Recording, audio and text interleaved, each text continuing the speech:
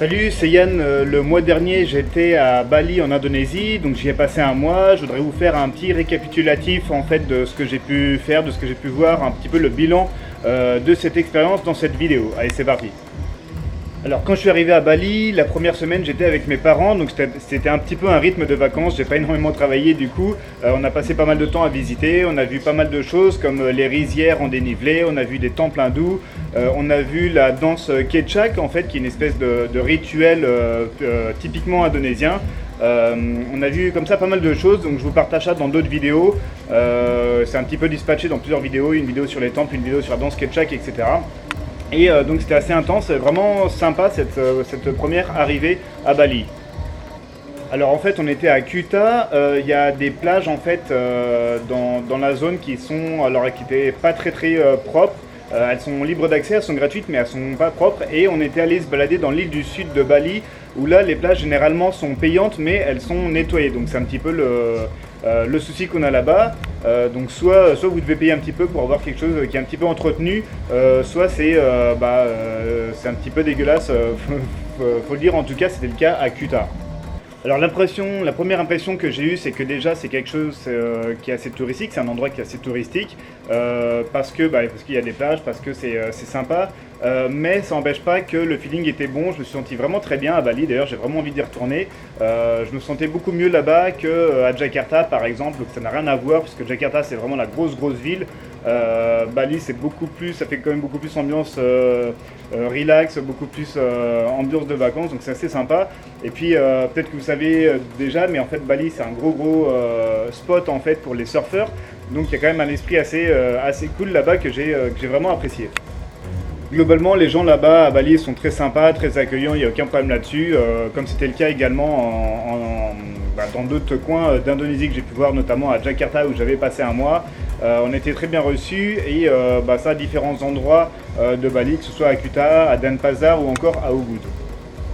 Alors après avoir passé une semaine avec mes parents à Kuta et quelques jours à Denpasar, j'ai passé 10 jours à Ubud. Ubud en fait c'est un coin qui est alors c'est pas du tout sur les côtes en fait, donc il n'y a pas de plage en fait, on est beaucoup plus dans les terres, on est entouré de nature, de jungle, j'ai vraiment aimé ce côté-là, on peut se balader dans les rizières, c'est super sympa, très dépaysant. Avec des copains on s'est fait des apéros dans des espèces de huttes, vraiment très typique, très sympa, en plein milieu de la nature, en plein milieu des rizières. Et vraiment à Ubud, c'est là où j'ai eu le meilleur feeling, le meilleur ressenti, puisque c'est un endroit qui est extrêmement calme, c'est très reposant. D'ailleurs il y a pas mal de gens qui viennent là-bas pour le yoga, c'est réputé pour le yoga. Il y a des gens qui viennent d'autres pays soit pour se former, soit pour enseigner le yoga. Il y a des petites maisons un peu comme ça spécialisées pour pratiquer. Alors pour ce qui est de sortir à Bali, alors si vous êtes à Ubud, il y a quelques bars, quelques petits trucs, mais c'est pas ce qu'il y a de plus ouf. Ce qui est plus sympa si vous voulez rencontrer des gens, si vous voulez aller un petit peu dans des bars, des restos où il y a pas mal d'endroits comme ça, en fait c'est Seminyak. Seminyak c'est une ville qui est en bord de plage. Alors il y a des coins qui sont quand même pas donnés, si vous voulez prendre un apéro en bord de plage forcément c'est cher, mais c'est assez sympa, il y a pas mal de petites choses à faire là-bas. En ce qui concerne Internet, c'est un peu galère comme quand j'étais à Jakarta en Indonésie. Internet c'est pas leur force on va dire.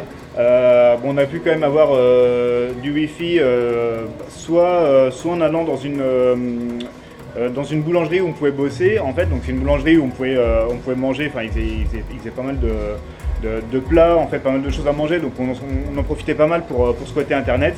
À la maison c'était possible aussi, mais bon c'est jamais vraiment du gros débit, il y a la fibre optique, faut l'oublier.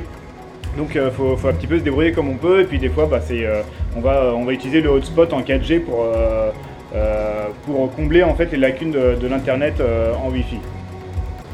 Alors pour vous déplacer quand vous êtes à Bali, il y a plusieurs moyens. Alors vous pouvez prendre des taxis, mais il faut faire attention à ce qu'ils ne vous arnaquent pas. Ils aiment bien monter les prix, surtout pour les étrangers évidemment. Ce que vous pouvez faire, vous pouvez commander un taxi à la compagnie Bluebird. Bluebird en fait ils ont des prix normaux en fait, des prix fixes si vous voulez. des prix fixes qui dépendent de la distance. Donc ils utilisent tout le temps vous savez, le taximètre en fait, c'est le compteur en fait de kilométrage. Donc là ils restent honnêtes là-dessus, ça fonctionne bien. Il y a des taxis qui sont fake en fait, qui vont chercher à monter les prix, qui vont chercher un peu à arnaquer les gens.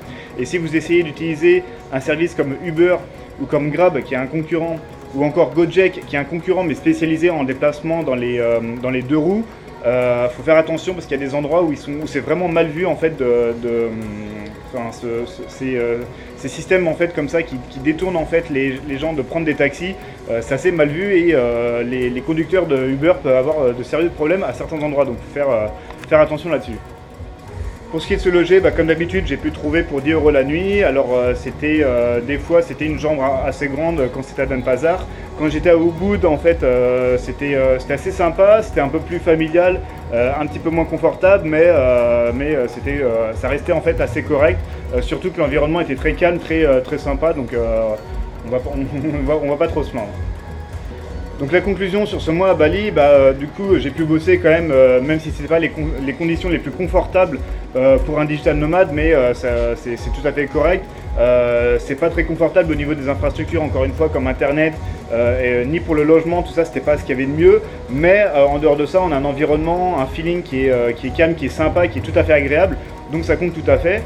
C'est vraiment sympa, j'ai hâte de retourner à Bali et de découvrir pourquoi pas d'autres coins et de rencontrer plus de locaux aussi que cette première fois. Voilà, j'espère que cette vidéo vous a été utile. Je vous invite à me suivre sur Facebook et sur YouTube pour pouvoir voir les prochaines vidéos. Dès qu'elles sortent, on parle de web marketing, de business sur internet, on parle de développement personnel, de life hacking, d'améliorer votre vie au quotidien et de réaliser vos rêves. Et quant à moi, je vous retrouve très bientôt dans une autre vidéo. Ciao ciao.